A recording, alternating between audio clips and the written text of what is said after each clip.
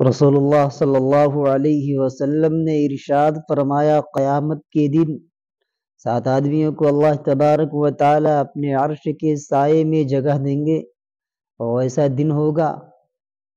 جن عرش کے سائے کے علاوہ کوئی سایہ بھی نہیں۔ 7 لوگ کون ہوں گے جن کو اللہ تبارک و تعالی اپنے عرش کے نیچے، اپنے عرش کے سائے میں جگہ دے گا؟ پہلا عادل بادشاہ، انصاف کرنے والا، عدل کرنے والا حاکم اور بادشاہ۔ دوسرا وہ جوان جس نے اپنی جوانی کو اللہ تبارک و تعالی کی عبادت میں گزارا، اللہ تبارک و تعالی نے جوانی دی، اس جوانی کو لہو و لعب اور خرافات اور گناہوں میں نہ لگایا، اللہ کی عبادت میں لگایا۔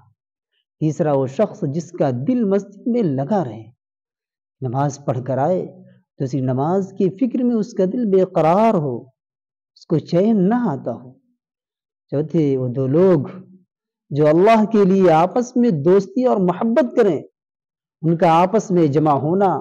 اور جدا ہونا صرف اور صرف اللہ تبارک و تعالیٰ کے لیے۔ پانچویں وہ شخص جو تنہائی میں اللہ کو یاد کرے، اللہ کا ذکر کرے اور اس کی آنکھوں سے آنسو جاری ہو جائے۔ چھٹا وہ شخص جس کو کوئی حسین و جمیل خوبصورت عورت دعوت گناہ دے، یعنی گناہ کی دعوت دے، اور وہ اللہ کے لیے اس کو چھوڑ دے، میں اللہ سے ڈرتا ہوں،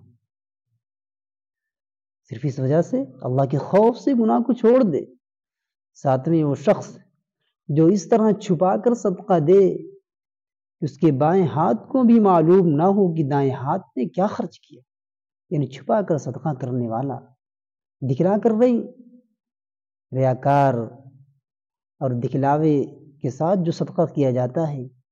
کوئی بھی کام جو دکھلاوے کی نیت سے اللہ تبارک و تعالیٰ کو محبوب نہیں ہے۔